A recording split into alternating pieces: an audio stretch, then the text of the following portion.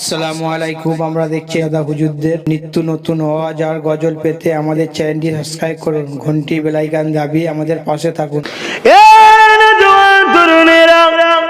আল্লাহ নবী দাঁড়িয়ে গেলেন, হযরত সিদ্দিক আকবর বলতে লেগেছে, ইয়া রাসূলুল্লাহ হাবিবাল্লাহ, আপনি এত কষ্ট করছেন, আমাকে দেখে বড় ব্যথা হচ্ছে। হুজুর আপনি আমার পিঠে উঠুন, আমি আপনাকে পিঠে করে নিয়ে, কাঁধে করে পিঠে করে নিয়ে এই বিশাল পাহাড়গুলোকে ওভারটেক করে করে করে করে মদিনা জমিনে যাব। আল্লাহ নবী বলেছেন, আবু বকর রে, এই বিশাল ভয়ানক পাহাড়েতে, এই বিশাল কষ্টের রাস্তাতে একা উঠা যেখানে বড় কষ্ট হয়, এ আবু বকর তুমি আমাকে নিয়ে উঠবে, তোমারও তো কষ্ট হবে। আল্লাহ নবীকে আবু বকর সিদ্দিক বলেছিলেন, ইয়া রাসূলুল্লাহ হাবিবাল্লাহ, আমার বাপ মা আপনার কদমে কুরবান হয়ে যায়, আবু বকরের জানমাল আপনার কদমে কুরবান হয়ে যায়। ইয়া রাসূলুল্লাহ হাবিবাল্লাহ, আজ আপনি আমাকে সুযোগ দেন, আজ আপনি আমাকে সুযোগ দেন, কিয়ামতের দিনে আল্লাহ যদি বলে, এ আবু বকর কি করেছে বলো, আমি ওই সময় বলবো, আল্লাহ আমি নবুয়তকে পিঠে করে নিয়ে মক্কা থেকে মদিনা জমিনে পৌঁছে দিয়েছিলাম। আরো জোরে বলুন সুবহান। আবেরা নওজোয়ান তরুণেরা, এ নবী পাকের প্রেমিকেরা, হযরত আবু বকরের পিঠে আমার নূর নবী দয়ার নবী উঠলেন। সিদ্দিক আকবর খুশিতে খুশিতে খুশিতে আল্লাহ নবীকে পাহাড় টপকে টপকে টপকে মক্কা থেকে মদিনা জমিনে নিয়ে যেতে লেগেছে। কেউ জিজ্ঞাসা করেছিল, এ আবু বকর, এই কঠিন রাস্তা যেখানে একা যাওয়া সম্ভব নয়, যেখানে একা যেতে গেলেও কত কষ্ট হয়, এই বিশাল পাহাড়ে একা উঠাও কত কষ্ট হয়, এ আবু বকর আপনি নবী পাককে পিঠে নিয়ে কি করে যেতে পারলে? আবু বকর সিদ্দিক বলেছিল, জিনা কুদরত দিয়ে আমার জান আছে, আমি যখন একা একা পাহাড়ে উঠছিলাম বড় কষ্ট হয়েছিল, বড় দমে লাগছিল, বড় হাঁপিয়ে যেতেছিলাম, কিন্তু রহমতের নবীকে দয়াকে যখন পিঠে তুললাম, দয়ার উসিলায় আমি আবু বকর কত পাহাড় পার করেছি, কোনো কষ্ট মালুম হয়নি। আরো জোরে বলুন সুবহান। যেমন সাহাবা হুজুররা মেনেছেন, ওইভাবে মানতে হবে, অন্য কারো মতো নয়। কেননা সাহাবারা হলো আমাদের জন্য সব থেকে উত্তম রাস্তা।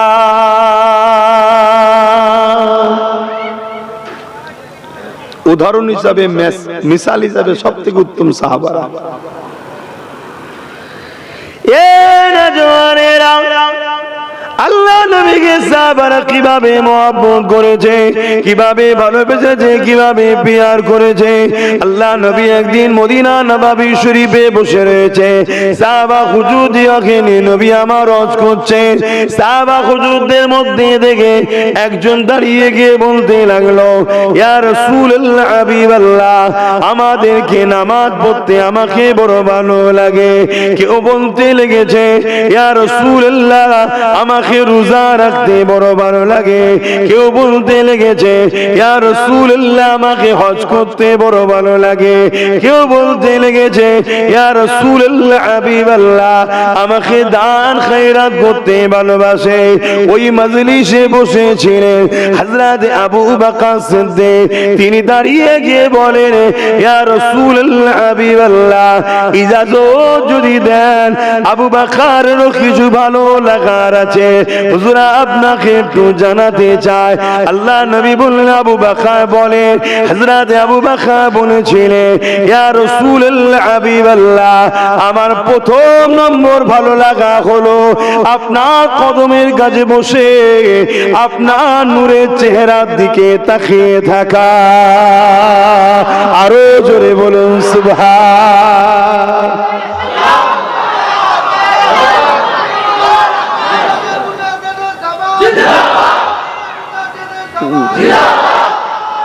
আল্লাহ। সব সাহাবা হুজুররাই হলেন আমাদের কাছে চোখের তারা, বুঝাবার জন্য বলছি, তার থেকেও দামি। কথা বুঝে আসছে? কিন্তু আল্লাহ নবী বলেছেন আমি সবার ঋণকে পরিশোধ করে দিয়ে গেলাম, যে যা দিয়েছে তার বিনিময় দিয়ে দিয়েছি আমি সবাইকে।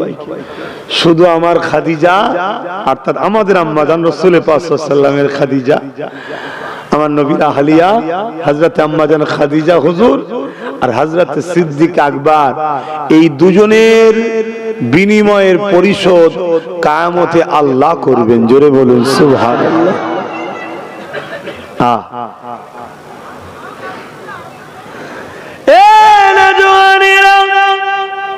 হযরত আবু বকর সিদ্দিক আল্লাহ নবীকে কেমন মহব্বত করেছিলেন, কেমন প্রিয় করেছিলেন। দ্বিতীয় নম্বর বলতে লাগলো, ইয়া রাসূলুল্লাহ হাবিবাল্লাহ, আমাকে ঘরে যেতে মন যায় না, সর্বসময় আপনার কাছে থাকতে মন যায়, আপনার কদমের কাছে থাকবো, এটা আমার বড় ইচ্ছা যায়। তিন নম্বর হলো, ইয়া রাসূলুল্লাহ হাবিবাল্লাহ, আমি কষ্ট করে মেহনত করে হালাল ইনকাম করব, ওগুলোকে জমা করে করে কোন জায়গায় রাখবো, আর আমার মেহনতের ইনকাম থেকে আপনি নিজের হাতে কোনো ইজাজত আবু বকরের নয়, নিজের মতো করে আল্লাহর রাস্তায় খরচ করবে। আরো জোরে বলুন সুবহান। আমরা সবাই বলি তো মহব্বত করি, কি এরকম মহব্বত করি? হ্যাঁ, যে আমি ইনকাম করে নিয়ে আসব, আমার যা খাজানা থাকবে ওই খাজানাতে আমার পারমিশন ছাড়া হুজুর ও ধন দৌলত আপনারই, নিজের মনে করে খরচ করবেন আপনি, এটা আমাকে বড় ভালো লাগে। জোরে বলুন সুবহানাল্লাহ। কি গো, এরকম মন মানসিকতা আমাদের কারো আছে? এটা তো প্রেম, এটা তো ভালোবাসা। কি মহব্বত করেছে। আর হযরত আবু বকর সিদ্দিক আম্মা আয়েশা সিদ্দিকা হুজুর বলেন, আমি দেখেছি আমার আব্বা আবু বকর সিদ্দিক প্রায় কাঁদতেন আর আল্লাহর কাছে দোয়া চাইতেন, আল্লাহ একটা আয়াত নাজিল করেন, যে আয়াত আপনি ঘোষণা করবেন, হে বিশ্বের মুমিন মুমিনারা, ঈমানদারেরা, তোমাদের ধন দৌলত তোমাদের নয়, মুহাম্মদ রাসূলের, উনি যেমন করে খুশি খরচ করবে, কারো থেকে পারমিশন নিতে হবে না।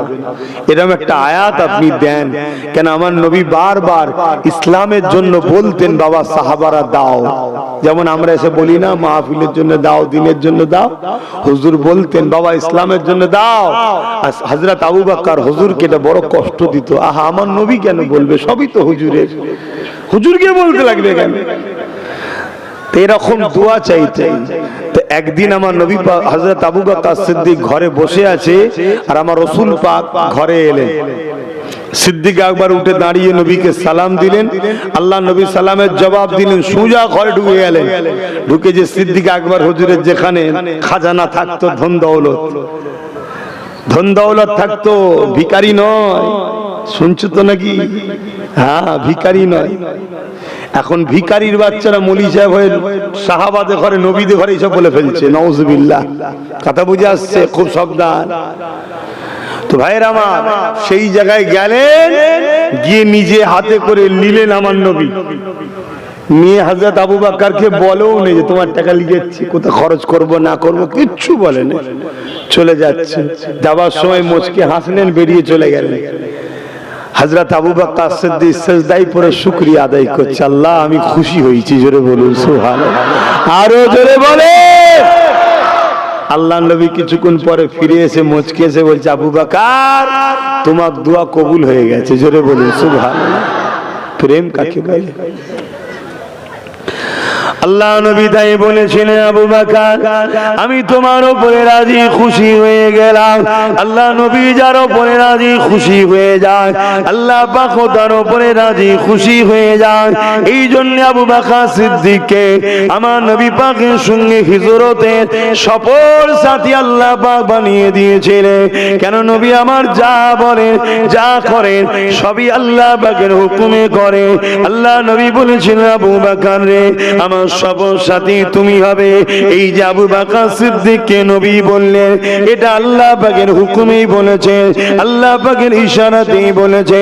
কেন বলেছিলেন শুনে রেখে দেন। হযরত আবু বকর সিদ্দিককে সাথে করে নিয়ে আল্লাহ নবী হিজরতের দিকে রওনা দিলেন। এই যুবকেরা রাতের গভীর অন্ধকারে পাহাড়ি রাস্তা ধরে ধরে আল্লাহ নবীর সাথে সিদ্দিক আকবর যেতে লেগেছে। ভেবে দেখেন আজও সেই সব পাহাড়েতে আলো নেই, কিন্তু দূরে দূরে দূরে আলো জ্বলেছে। আজও সেই সব পাহাড়ে ঠিকভাবে মানুষ উঠতে পারে না। তাহলে আজ থেকে 1450-1500 বছর আগে ওই পাহাড়গুলো কত ভয়ানক ছিল, ওখানে ওঠার কোনো কত কষ্ট ছিল। একটা বার যদি পা একটুখানি ফসকে যায়, গড়াতে গড়াতে গড়াতে ওই পাহাড় থেকে নিচুই নেবে, টুকরো টুকরো ছিন্ন বিচ্ছিন্ন হয়ে যাবে। এই পাহাড়ের ওপর দিয়ে আর একটার পর একটা পাহাড় পার করিয়ে করিয়ে মক্কা দিকে এসে মদিনা দিকে যাচ্ছে। তখন রাস্তাঘাট ছিল না গো, এখন তো উন্নত হয়েছে, পাহাড় কেটে রাস্তা করেছে। তখন পাহাড় টপকে টপকে যেতে হয়েছে। এ যুবকেরা, তরুণীরা, বাপেরা, আল্লাহ নবী কতটা কষ্ট করেছে দেখো।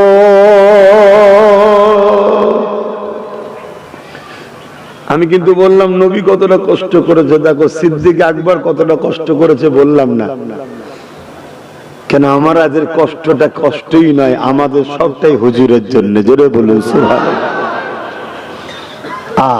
ভেবেছেন কখনো সামান্য একটু উঁচু নিচু নতুন পাথর ফেলা রাস্তা হলে ওতে হাঁটতে কত কষ্ট হয়, জুতো পায়ে দিয়ে? গরম এলাকা, একটার পর একটা একটার পর একটা, এগুলো ভাবতে হবে যুবক, শুধু শুনলে হবে না, ভাবতে হবে। সেই ইসলাম নবী তোমাদের কাছে রেখে গেছে, আজ তোমাদের কাছে পৌঁছেছে। সেই ইসলামকে আজকে কেউ বলছে মিটিয়ে দেবো। শুনছেন না শোনেন? যারা বলছে তারা কোন ক্ষমতায় বলছে বুঝতে পারছেন না, পারেন না? হ্যাঁ, যে যার ক্ষমতা দখল করে যে যার ধর্মের দোকানকে ঠিক করার জন্য ব্যস্ত। যিনি মাথায় বসে আছে উনিও ধর্মের দোকান ঠিক করছে, যিনি এখানে বসে আছে ইনিও এখানে ধর্মের দোকান ঠিক করছে। দেখো না, যে যা, কেউ সেকুলার সেজে আছে কিন্তু মূল লক্ষ্য তার ধর্ম। আর কেউ ডাইরেক্ট বলছে আমি আমার ছাড়া কাউকে বুঝি না। আমি তো আপনাদের এলাকায় আস্তে আস্তে দেখছিলাম অনেক ব্যানার রয়েছে, কেউ কেউ লিখছে জাগো অমুক জাগো। শুনছেন না শোনেন? সে আবার বলছে আমি রাজনীতির নেতা। কিছুদিন আগে সে আবার সেকুলার ছিল। বুঝতে পারছেন না, পারেন? হ্যাঁ, আমাদের কিছু মুসলমান আছে ওই রকম যারা দেখা যায় কি ওই পকেটের রুমাল দিয়ে মাথা বেঁধে বসে। এরকম করে বসেছো কেন? রুমাল খোলো, টুপি মাথায় দিয়ে বসবে, আর নাই খালি মাথায় বসবে। কথা বুঝে আসছে না? না, মনে হয় মাথায় কাপড় দিয়ে দিলেই হয়ে গেল। না, তুমি মেয়ে ছেলে নাই মাথায় কাপড় দেবে, তুমি বেটা ছেলে মাথায় টুপি দেবে, আর নাই খালি মাথায় থাকবে।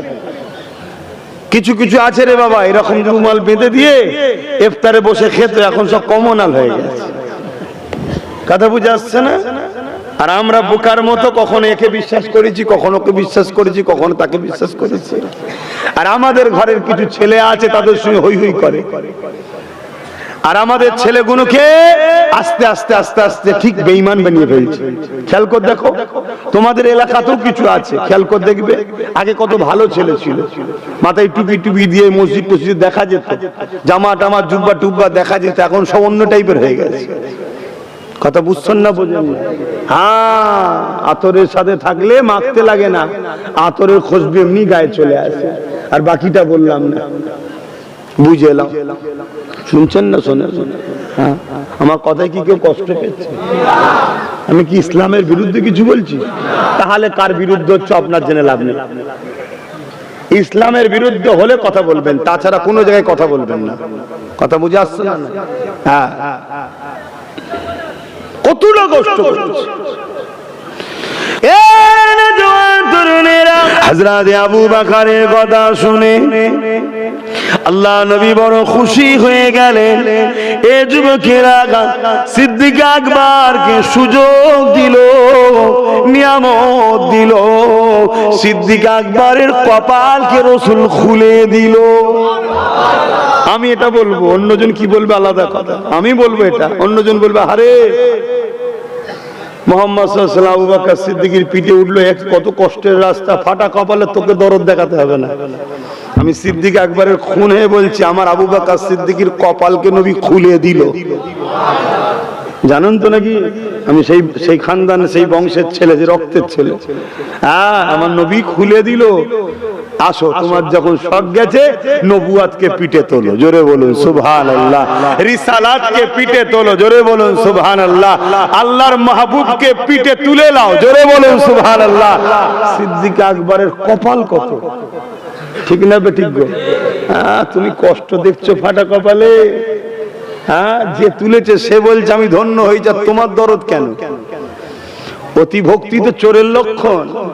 কি, যিনি তুলেছে তিনি বলছে আমি ধন্য, আর আমার তোমার দরদ হচ্ছে। জানতে হবে ভক্তি চোরের।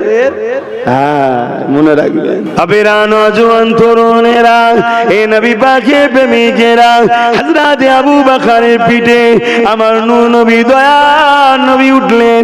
সিদ্দিক আকবর খুশিতে খুশিতে খুশিতে আল্লাহ নবীকে পাহাড় টপকে টপকে টপকে মক্কা থেকে মদিনা জমিনে নিয়ে যেতে লেগেছে।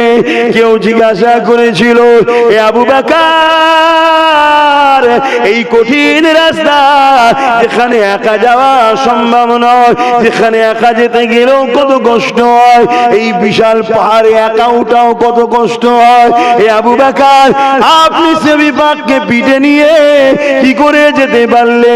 আবু বকর সিদ্দিক বলেছিল, জিনা কুদরত দিয়ে আমার জান আছে, আমি যখন একা একা পাহাড়ে উঠছিলাম বড় কষ্ট হয়েছিল, বড় দমে লাগছিল, পুরো হাঁপিয়ে যেতেছিলাম, কিন্তু রহমতের নবীকে, দয়াকে যখন পিঠে তুললাম, দয়ার ওসিলায় আমি আবু বকর কত পাহাড় পার করেছি, কোনো কষ্ট মালুম হয়নি।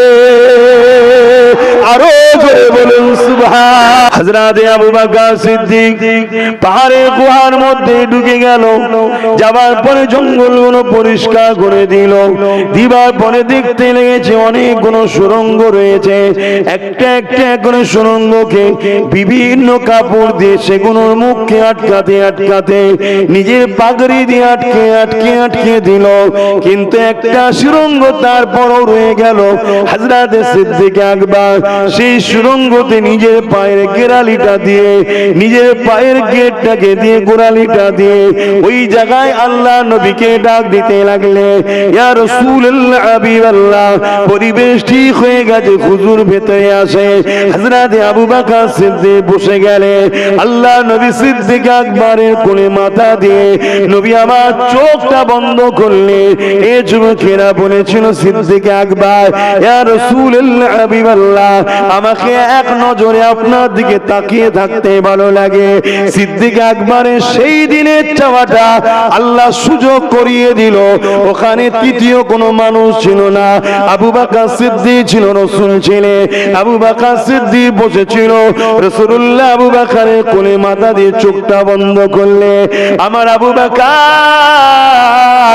একেবারে নিজের কোলেতে আল্লাহর বন্ধুকে পেয়ে, আল্লাহর নিয়ামতকে পেয়ে, রাহমাতুল লিল আলামিনকে পেয়ে, চেহারায়ে অদ্দুহাকে পেয়ে আমার আবু বকর একভাবে রাসূলকে দেখতে লেগেছে। ঠিক এমনই সময় এক বিষধর সাপ এসে সিদ্দিক আকবরের পায়ে ছোবল মেরেছে। এ যুবকেরা চেহারায় আব্দুহাকে দেখছে, বিষের আসর বুঝতে পারেনি, চেহারায় আব্দুহাকে দেখছে, বিষের যন্ত্রণা বুঝতে পারেনি, আবার একটা ছবল মেরেছে তথাপিও বুঝতে পারেনি, আবার একটা মেরেছে, তখন শরীর খানা পুরো নীল হয়ে গেছে, কখন যেন শরীরের কষ্টের মধ্যে দিয়ে চোখ দিয়ে এক ফোঁটা পানি বেরিয়ে চেহারায় আব্দুহা আমার রাসূলুল্লাহ নূরের গাল মুবারকে পড়ে যায়। এই গাল মুবারক যখন পড়ে যায় আল্লাহ নবী চোখটা খুললে আবু বকর সিদ্দিকের বিষেতে পুরো চেহারাখানা নীল হয়ে গেছে। আল্লাহ নবী উঠে বসে বললে, হে আবু বকর, কি হয়েছে তোমার, কাঁদো কেন? আর চেহারাখানা তোমার কেন নীল হয়ে গেছে? ইয়া রাসূলুল্লাহ, হাবিবাল্লাহ, মনে হয় আমার পায়ে কিছু একটা কামড়াতেছে। ইয়া রাসূলুল্লাহ, হাবিবাল্লাহ, সব নালীগুলো, সব গর্তগুলো, সব সুড়ঙ্গগুলোতে পাগড়ি দিয়ে বন্ধ করে দিয়েছে, একটা খালি ছিল, ওই জায়গাতে পায়ের গিরালিটা দিয়ে দিয়েছে। আল্লাহ নবী বললেন, পা হাঁটাও। পা হাঁটাবার সাথে সাথে 1000 বছরের পুরনো এক বিশাল পাহাড়ি সাপ বেরিয়ে পড়ে আমার নবী পাককে তার ভাষাতে সালাম দিতে লেগেছে। আরো জোরে বলুন সুবহান। আমার নবী পাক কি শুধু মানুষের নবী নাকি? তামাম মখলুকাতের নবী। জোরে বলুন সুবহানাল্লাহ। ফেরেশতাদেরও নবী হলেন মুহাম্মদ রাসূল সাল্লাল্লাহু আলাইহি ওয়াসাল্লাম। এতে আমরা গর্বিত না গর্বিত নয়? জোরে বলুন, এতে আমরা খুশি না খুশি নয়? কারা খুশি শাহাদাত দেন আল্লাহর কাছে, হাত লম্বা করে দেন। মারহাবা, নারে তাকবীর, নারে তাকবীর। আমি বলবো লাব্বাইক, আপনারা বলবেন ইয়া রাসূলুল্লাহ। লাব্বাইক, লাব্বাইক, লাব্বাইক, নারে দিবেন। কেউ হাত তোলা বাকি নেই তো? যদি কেউ থাকে তাকে মারা দরকার না, মারা দরকার নয়, শুধু জেনে লিয়া দরকার এ আমার নবীন নয়, আমিও আর নয়। ঠিক না বেটি? আমরা ঝগড়ার পক্ষে নয়, আমরা দূরত্ব বজায় তার সাথে করতে পছন্দ করি যে আমার নবীন নয়। তুমি যেমন আমার নবীর হওয়া পছন্দ করো না, তোমার থেকে আমার দূরত্ব রাখাকেও আমি পছন্দ। কথা বলো, এই আমলের উপর থাকবেন। হ্যাঁ, শুধু অজ শুনলে হবে না, অজ অনেক হচ্ছে, অজ শুনলে শুনতে হবে না। আর মনে রাখবেন, আজকে আমাদের জন্য সব থেকে যদি ভয়ঙ্কর কেউ দুশ্মন হয়ে থাকে, সেটা হলো তথাকথিত ছদ্মবেশী মুফতি মাওলানা আলেমরা। কথা শুনছেন? আমিও আল্লাহর দয়াতে, নবী পাকের কদম মুবারকের ওসিলায়, বাবা-মার দোয়া, মুর্শিদ কিবলাদের দোয়ায়, তোমাদেরও দোয়াতে আমিও দাওরা হাদিস পাশ করেছি। বুখারী, মুসলিম, আবু দাউদ, নাসাই, তিরমিজি, ইবনে মাজাহ, সিয়াসাতের হাদিস, তাফসীরে হাদিস, ফিকহ আল্লাহ আমাকে পড়িয়েছে। আমি এমএম করেছি, মুমতাজুল মুহাদ্দিসিন করেছি। কিন্তু আমি আবার বলছি, প্রকৃত আলেম হলো সে যে মুহাম্মদ রাসূল চিনলো। জোরে বলুন সুবহানাল্লাহ। সাল্লাল্লাহু আলাইহি ওয়াসাল্লাম যে রাসূল চিনলো না, সে যদি বুখারী মুখস্থও থাকে, আলেম, প্রকৃত আলেম না। হ্যাঁ, আলেম মানে জানলেওয়ালা, কিন্তু ওই জানলেওয়ালা নাই যে কামিয়াবি হবে। সে যদি সিয়াসত তার হাদিস, সিয়াসত তার তাফসীর, হাদিস সহ তাফসীর, ফিকহ সব জানে, কথা বলে হাত্তা কে 40-50 বছর হয়তো বুখারীও পড়াচ্ছে, কিন্তু রাসূল চিনলো না। বলুন বলুন বলুন, তার দাম কিছুই নয়। ওর থেকে মাফ করবেন, ওর থেকে মাফ করবেন আপনার পাড়ায় রাস্তায় ঘোরা কুকুরটা অনেক ভালো। কথাটা কি কাউকে কষ্ট দিল? কিচ্ছু করার নেই, কিচ্ছু করার নেই। আমরা ওমর ফারুক হুজুরের কাতারের লোক, শুনছেন তো? আমরা হযরত ওমর ফারুক হুজুরের কাতারের লোক। হাদিস খুলুন, হাদিস পড়ুন। হ্যাঁ, কাবা শরীফের চাতানে বসে, কাবা শরীফের চাতান হাতেম যেটাকে বলা হয়, যেটা ঘিরা মতো একটা আছে, ছবিতে দেখেছেন তো? ওই হাতেমের মধ্যে বসে দুজন মক্কার জালিম বসে বসে মিটিং করছিল। বদরের যুদ্ধ হয়েছে, অনেকের মারা গেছে। ওর মধ্যে একজন ছিল গোলাম, আর একজন মালিক। তো মালিক গোলামকে বলছে, তোর ছেলেকে তো বন্দি করে রেখেছে মুহাম্মদ সাল্লাল্লাহু আলাইহি ওয়াসাল্লাম। কথা বুঝে আসছে? আদৌ তার ভাষায় বন্দি, আমার ভাষায় বন্দি নয়, উস্তাদের সম্মান দিয়েছিল। জোরে বলুন সুবহানাল্লাহ। ইতিহাসটা বলতে গেলে সময় লাগবে। আর আমার বাবা পরিবারের অনেকে কাবায় বদরে গিয়ে মারা গেছে। তোর যত ঋণ আছে শোধ করে দেবো, তোকে আজাদও করে দেবো যদি তুই মুহাম্মদ সাল্লাল্লাহু আলাইহি ওয়াসাল্লামের কল্লাটা কেটে নিয়ে আসতে পারিস। বলুন নাউজুবিল্লাহ। শয়তান শয়তানি কথা বলে। এক গোলাম রাজি হয়ে গেল, অস্ত্রকে ধার দিয়ে বিষ মাখালো, নিয়ামের মধ্যে নিয়ে চাদর দিয়ে চাদরের মধ্যে ঢেকে মদিনায় যে হাজির হয়েছে।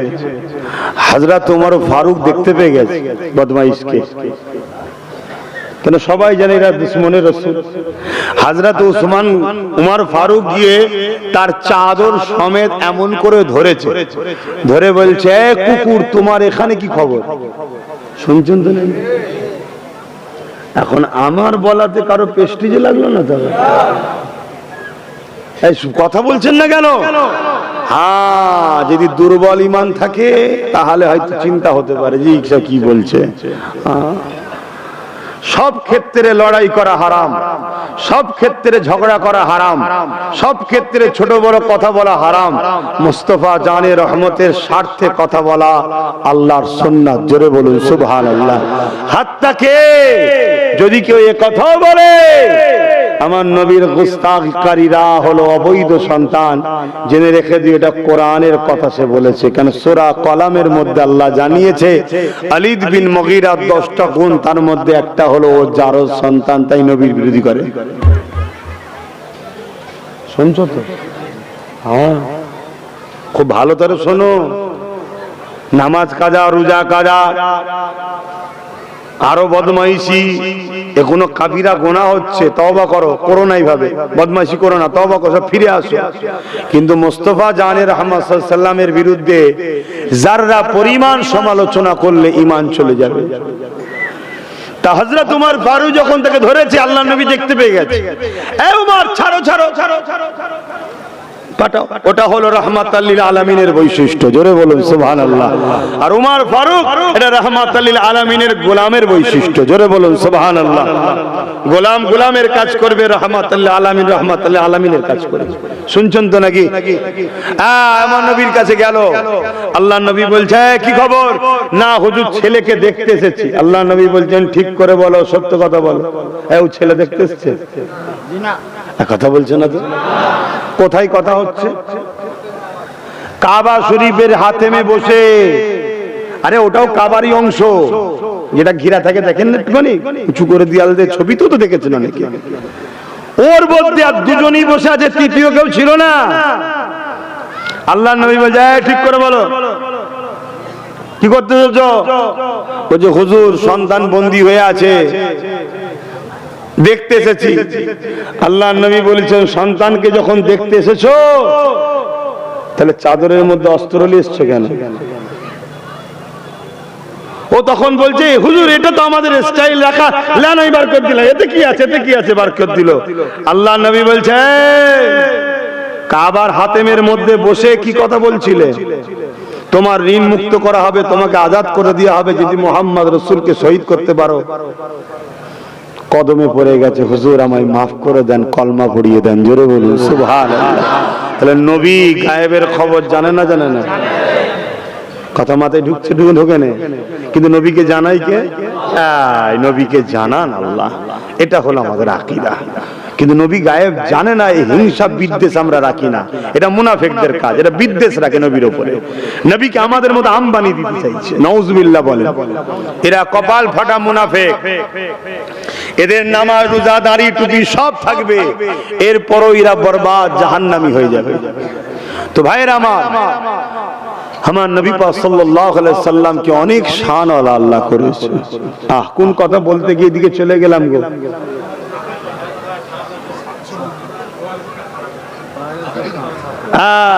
সাপ আমার নবীকে সালাম দিচ্ছে। আমার নবী সমস্ত মখলুকের ভাষা বুঝতেন। হযরত নবী সুলাইমান আলাইহিস সালাম নাম শুনেছেন? তিনি সমস্ত মখলুকের ভাষা বুঝতেন। জোরে বলুন সুবহানাল্লাহ। কেন পৃথিবীর বাদশা ছিলেন তিনি, তাই সবার ভাষা বুঝতেন। সুলাইমান নবী নবী হয়েছে নবুয়াতে মুস্তাফা থেকে। জোরে বলুন সুবহানাল্লাহ।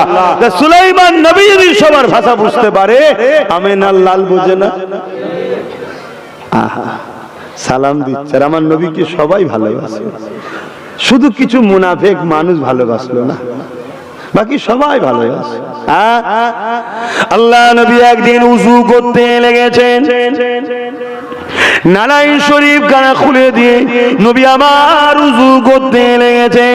এমন সময় দেখা যায় একটা সাপ এসে নবী পাকের নারায়ণ শরীফের মধ্যে ঢুকে যায়। সাপ এসে ঘুরতে ঘুরতে নবীর জুতা মুবারকে ঢুকে গেছে। আবার নারায়ণ শরীফ বলছে অসুবিধা নেই তো, এখানেও যদি কারো সন্দেহ হয় ঈমান চলে যাবে।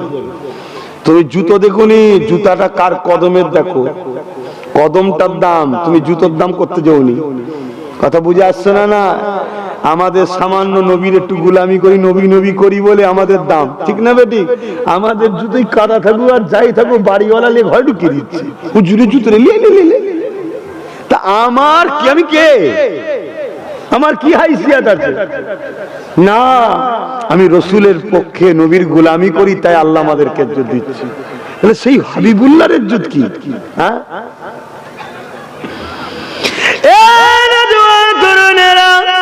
আল্লাহ নবী নারায়ণ শরীফের মধ্যে ওই সাপখানা ঢুকে যায়।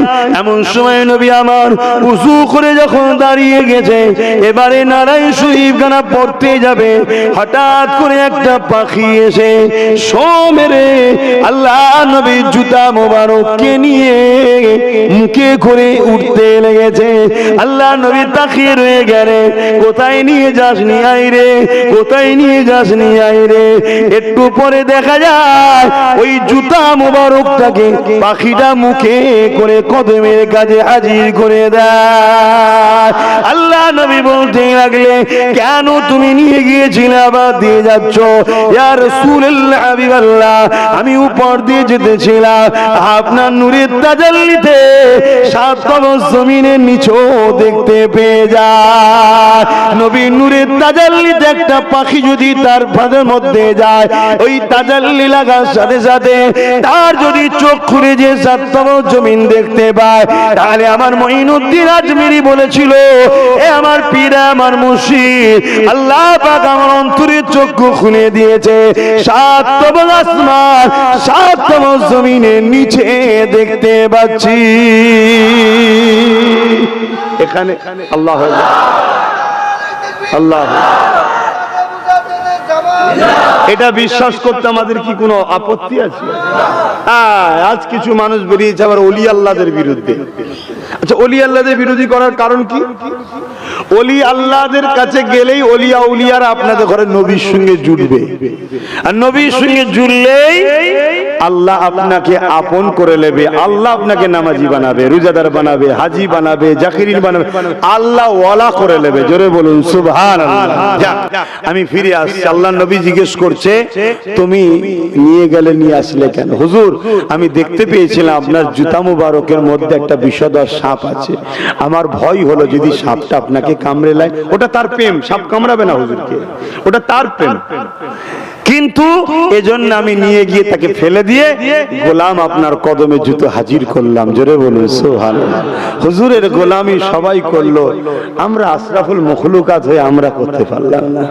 আহা, কে আমার নবীকে ভালোবাসে না বলো? আকাশের চাঁদ নবীকে ভালোবেসেছে, এই ইশারায় দুটুকরো হয়ে গেছে। সূর্য আমার নবীকে ভালোবেসেছে, ইশারায় আবার ফিরে এসেছে। এ যুবকেরা, তরুণেরা, বাবেরা, চিহ্ন বাসা শুরু করে সবাই আমার নবীকে প্রেম করেছে, ভালোবেসেছে, পেয়ার করেছে। এই বিষয়ে আর একটা কথা মনে পড়ে গেছে, শুনে রেখে দাও।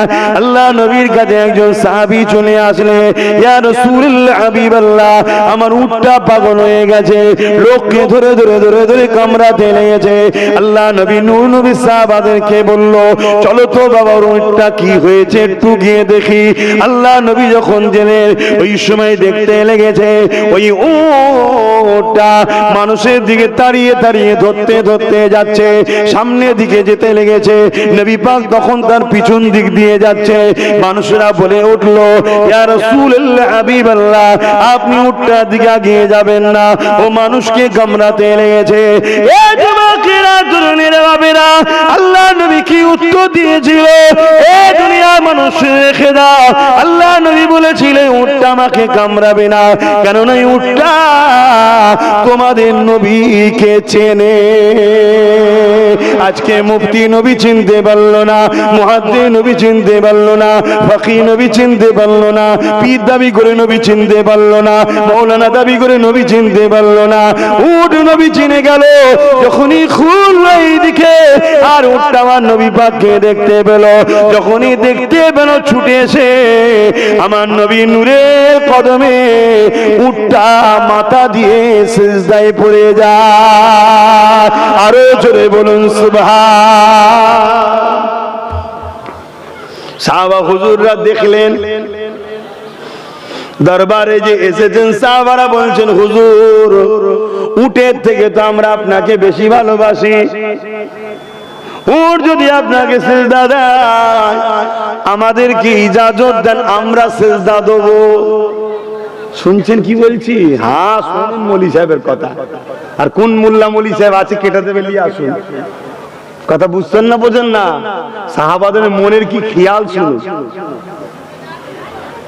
হুজুর আমরা আপনাকে সিজদা দেব, ইজাজত দিন। আল্লাহ নবী বললেন, না, আমার শরীয়তে সমস্ত রকম সিজদাকে আমি রাসূলুল্লাহ হারাম করে দিলাম। নবী হারাম করে দিয়েছে। অতএব কেউ যদি পীরকে সিজদা করে জানবে ও নবীর দিনে নেই, ওই পীরও শয়তান, মুরিদও শয়তান। শুনছেন না শোনেন না? হ্যাঁ, কিন্তু সাহাবাদের দিলের বাসনা ছিল, সাহাবাদের আদব ছিল যে হুজুর অন্য অন্য রাজার দরবারে গেছি, প্রজারা সব রাজাকে সেজদা করছে, আপনি তো দোনো জাহানের সুলতান, আপনাকে করব না কেন? আল্লাহ নবী বললেন, না, আমি নবী এটাকে হারাম করে দিলাম, একমাত্র সেজদা আল্লাহর কাছে হবে। এক রায়াতে আছে, আমার এক নবী সাহাবী জাবের রাদিয়াল্লাহু বাইরে সফরে ছিলেন, আমার নবীর দরবারে এসে নবীকে বলার আগেই নবীকে সিজদা করে দিয়েছে। শুনছেন? সাহাবীর কথা বলছি। আল্লাহ নবী বলে, তুমি এটা কি করলে? হুজুর আমরা দেখলাম কিসরা, কাইসার, রোম সব তাদের রাজাদের ঘরে সিজদা করছে, আর আপনি সবার বড়, আপনাকে করব না। আল্লাহ নবী বললেন, শোনো, তোমরা যদি তোমার নবী মুহাম্মদ সাল্লাল্লাহু আলাইহি ওয়াসাল্লামকে ভালোবাসো তাহলে আমি নবী এটাকে হারাম করেছি, খবরদার দ্বিতীয়বার করবে না। কিন্তু সাহাবাদের দিলের মধ্যে নবীর আদবটা কি ছিল? কথা শুনছেন তো নাকি? হ্যাঁ, সাহাবাদের প্রেম আদবের কথা শুনলে তো আরো অবাক হয়ে যাবেন। বাবেরা, নওজোয়ান তরুণেরা, এ নবী পাকে প্রেমিকেরা, আল্লাহ নবী যে উটটার পিঠে চেপে বেড়াতে, ওই উটটার পিঠেতে যে কাজাবাটা বাঁধা হয় যাতে নবী আমার বসবেন, ওটা তখন লাকড়ি কাঠ দিয়ে তৈরি করা হতো। ওই কাজাবাটাকে বাঁধার জন্য একজন সাহাবীর দায়িত্ব ছিল, তিনি নবী পাকের উঠে দেখভাল করতে, নবী পাকের ঘোড়া দেখভাল করতে, ওই কাজাবা কোনো ঠিক করতেন, বেঁধে দিতে। এক তারিখ আল্লাহ নবী গভীর রজনীতে কোন একটা জায়গায় জরুরি কাজে যাবার জন্য খবর এসে গেল, আল্লাহ নবী খনি রওনা হবে, নবী পাকের সওয়ারি রেডি করো, নবী পাকের ঘোড়া বা উটনিটা রেডি করো। এই খবরটা যখন চলে এলো, ওই সাহাবী রেডি করার জন্য প্রস্তুত নিলে, কিন্তু সাহাবী নিজে হাত না দিয়ে অন্য একটা সাহাবীকে বললেন, ভাই আপনি রেডি করে দেন, আপনি করে দেন, আপনি করে দেন। এই যুবকেরা তরুণেরা কেন করলো না? কেন? এই সাহাবী বলতে লেগেছে, আমার গোসল ফরজ ছিল, নবী পাক যে উটের পিঠে চাপে, নবী যে কাজাবাটায় বসে, আমার গোসল ফরজ ছিল, ওই অবস্থাতে আমি কি করে বাঁধি? আর ঠান্ডার সময় ছিল, মক্কা পাহাড়ি এলাকা, যেমন গরম হয় তেমন ঠান্ডাও হয়, ওই সময় যদি বিনা পানি গরমে আমি গোসল করি আমি মারা যেতে পারি, ইচ্ছা করে জান দেয়া হলো ইসলামে হারাম। ছাড়া জান বাঁচানো হলো ফরজ, যে আমি রসুল পাকের গোলাম হয়ে কি করে ইচ্ছা করে জানের দিকে বাড়ি। এই জন্য আমি সাহাবী ভাইকে বললাম, আপনি বেঁধে দেন, আপনি বেঁধে দেন। এ যুবকেরা, কোরআনের কোন জায়গায় নাই নবী পাকের উঠে হাত দেওয়া যাবে না নাপাক অবস্থাতে, নবী পাকের কাজা ভাই হাত দেওয়া যাবে না নাপাক অবস্থাতে। আল্লাহ কোন জায়গায় হাত নাজিল করেনি, কিন্তু সাহাবীর আদবটা দেখো, সাহাবীর প্রেমটা দেখো। আর রহমতের নবী পাক পবিত্র নবী যে উটের পিঠে বসবে, ওই উটটাতে আমি নাপাক হলে কি করে হাত দিই? যে কাজাবাদে নবী পাক বসবে, ওটাই আমি নাপাক হলে কি করে হাত দিই? হাতে নাপাক নাই, গোসল করা ফরজ হয়েছে, তথাপিও সাহাবী দিল না। আরে আমার নবীকে চেনে, নবীকে চেনেন, নবীকে চেনে।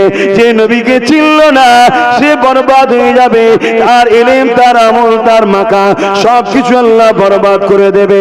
আর যে নবীকে চিনতে পেরে যাবে, যদিও দুনিয়া জমিনে ভুল করে ফেলে, এই নবীর প্রেম অর্থাৎ ঈমান আদব তোমাকে একদিন না একদিন পরিবর্তন করিয়ে দিয়ে আল্লাহর জান্নাতে যাবার উপযুক্ত বানিয়ে দেবে।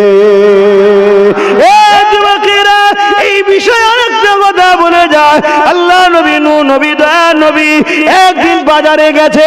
নবী আবার যখন বাজারে গেছে, একটা ইহুদি ঘরের যুবক ছেলে আমার নবী পাককে এক নজর দেখে নিয়েছে।